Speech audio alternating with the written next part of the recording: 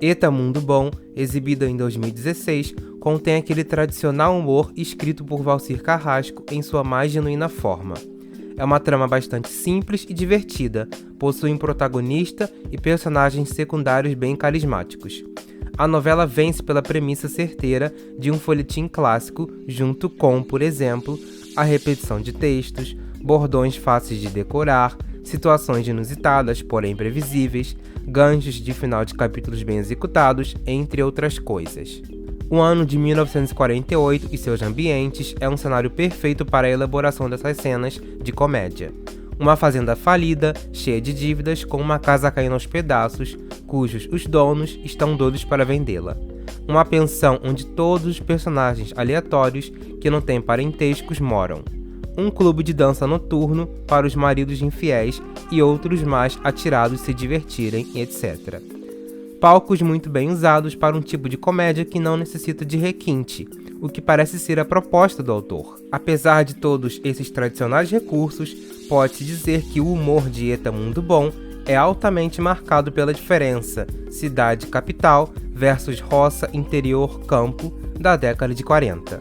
A partir de 1930, a industrialização brasileira começou a se intensificar e as cidades passaram a crescer em ritmo ainda mais acelerado, atraindo os trabalhadores do campo. Esse processo acelerou-se ainda mais na década de 50, período próximo em que se passa a novela. A roça extremamente estereotipada apresentada é um dos artifícios para que se imprima esse humor. A novela se inicia com Anastácia dando à luz a Candinho. Por ser fruto de uma relação não oficial, ou seja, ela era uma jovem solteira grávida de um desconhecido da família, ela se viu obrigada a mandar levar seu filho a outro lugar para lhe garantir a vida. Candinho acaba sendo levado pelo rio dentro de uma cesta com panos e para justamente em uma fazenda, o local que se personifica o cotidiano caipira.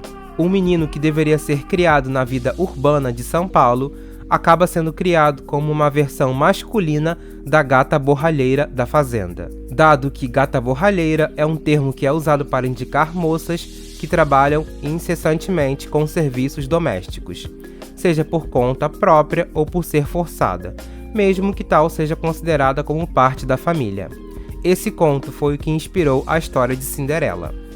Mal sabia toda sua família postiça que Candinho, na verdade, é rico, pois é dono da fortuna de sua mãe, que o procura há muito tempo. Ao contrário do príncipe rico do conto da Cinderela, que é a salva de uma vida desfavorecida, a versão do príncipe de Candinho é justamente sua mãe. Sua versão da fada madrinha é o velho professor Pancrácio, amigo que lhe guia para encontrá-la. E diferente de Cinderela, ao invés de ratinhos, ele nutre um amor fraterno pelo seu burro de estimação, coisa que talvez justifique sua criação como um empregado da casa e a indiferença recebida pelos donos, já que a maior parte do seu tempo teve o animal como seu companheiro. O local central para mostrar a vida na roça é mostrado nesta fazenda. Todos são pessoas sem estudos e que falam alto com um sotaque caipira extremamente puxado. O humor está nas características de cada personagem e nos seus bordões, que não deixam os telespectadores esquecerem pela quantidade de repetições. A mãe raivosa, impaciente e mandona, que é doida para casar as mulheres da casa com homens ricos.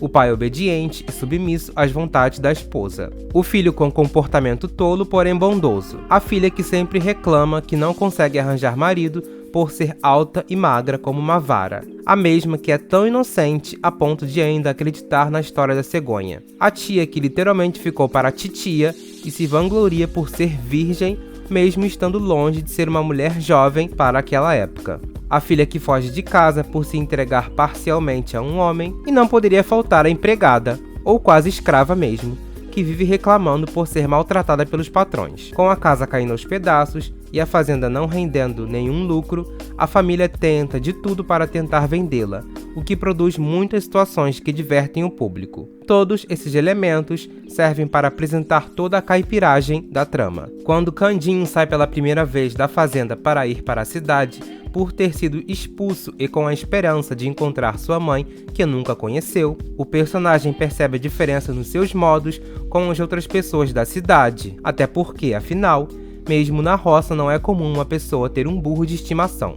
Ao contrário dos personagens de apoio que visitam a fazenda onde ele morava, como o único banqueiro ou único veterinário da região, Candinho conhece e tem contato com pessoas de outras profissões, como uma atriz de novela de rádio, uma dançarina de boate, entre outros, na pensão onde se instala por um tempo. A cidade é um ambiente novo para ele e um tanto quanto hostil, já que ele não fala, não se veste e não se comporta nem um pouco como um homem urbano. Apesar do bullying que recebe, isso rende muito humor besteirol que agrada o público pelo grande carisma do personagem. Entretanto, ele também encontra mulheres que, apesar de serem da cidade, têm os mesmos destinos das mulheres do campo, como Maria, que foi expulsa de casa pelo seu próprio pai por ter engravidado sem estar casada, coisa que poderia ter acontecido com sua mãe se ela não tivesse se separado dele ao dar à luz, quando ela ainda morava no campo. Outro aspecto notável na mudança de comportamento pela migração roça-cidade é visto na personagem Filó, o grande amor de Candinho. Filó, depois de ter fugido para a cidade, se vê obrigada a se empregar em um trabalho noturno de dança, coisa que não é bem vista pela moral feminina da época. Com isso, ela é constantemente recriminada pelo seu jeito caipira de se comportar e falar. Quando Candinho a revê, ela é já uma mulher completamente diferente, sem sotaque nem trejeitos de uma menina da roça. Ela teve que se esforçar propositalmente para perder este jeito e, entre aspas, muitas aspas, melhorar seu falar. Mesmo depois que ele encontra sua mãe e vai morar na mansão que lhe pertence, Candinho não deixa de ser aquele caipira gente boa e de bem com a vida em nenhum momento. Nas cenas em que Sandra, a vilã da novela, tenta lhe ensinar sobre as boas maneiras de como se vestir ou se comportar na mesa, o humor é garantido, já que ele não consegue e nem quer virar essa pessoa urbana com modos de classe alta. O carisma do protagonista se encontra justamente em seu modo rural de ser. A tentativa de fazer dele um príncipe charmoso, como acontece com as mocinhas das novelas clássicas, em que elas, de meninas pobres, viram perfeitas damas, não se enquadra na trajetória do protagonista de Eta Mundo Bom. Como ele viveu de uma forma simples em uma fazenda e sua personalidade é repleta de ingenuidade, a vilania da novela, que é motivada pela ganância de conseguir dinheiro, não é algo entendível a Candinho. Para ele, não importava se sua mãe era uma mulher pobre ou rica, tudo que ele mais queria era encontrá-la. Ao invés dele se tornar uma pessoa amarga com a vida por ter vivido desfavoravelmente na fazenda, ele continua alegre apesar dos problemas, o que não contraria sua personalidade ingênua. Como seu bordão diz, tudo que acontece de ruim na vida da gente é para melhorar.